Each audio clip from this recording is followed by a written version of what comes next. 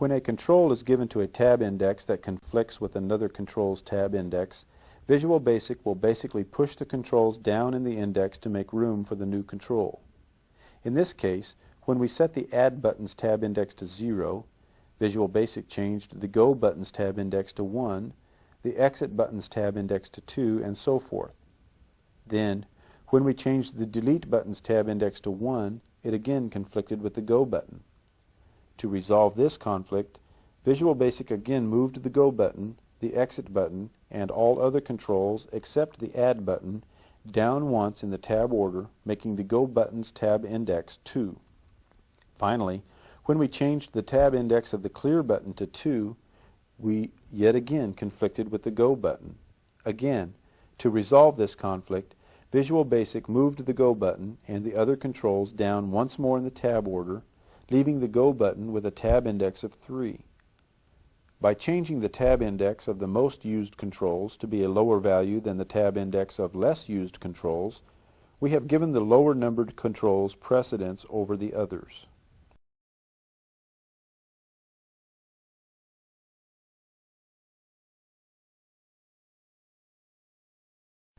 Before we run our program, we still have a couple of changes to make. Specifically, we need to remove our picture box and scroll bar components from the tab order.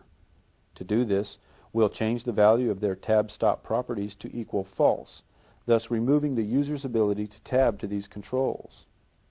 In the Form window, we first select the picture, then in the Properties window, we scroll down until we see the tab stop property entry. We double-click the property name and the value changes to false. Next, we select the scroll bar in the Form window and notice that the tab stop property is still displayed in the property window.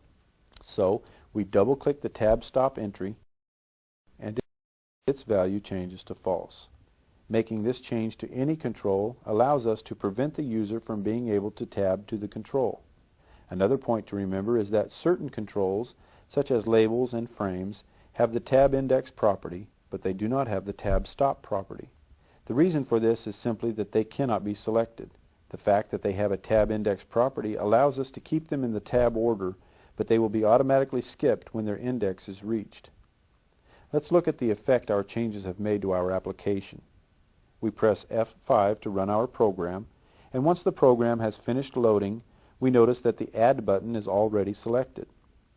This is a result of it being first in the tab order, the same way the Go button was selected when it was first in the tab order. We press the Tab key several times to cycle through our controls.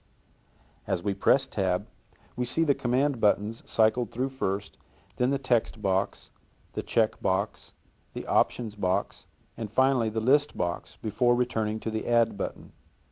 Finally, we press the Escape key to exit our program and return to Visual Basic. Let's save our work from this chapter with a new name. We click the File menu, select the Save Chapter 3.Form As command. In the dialog box that appears, we type Chapter 4 and click the Save button to save the new form. Next, from the File menu, we select the Save Project As command.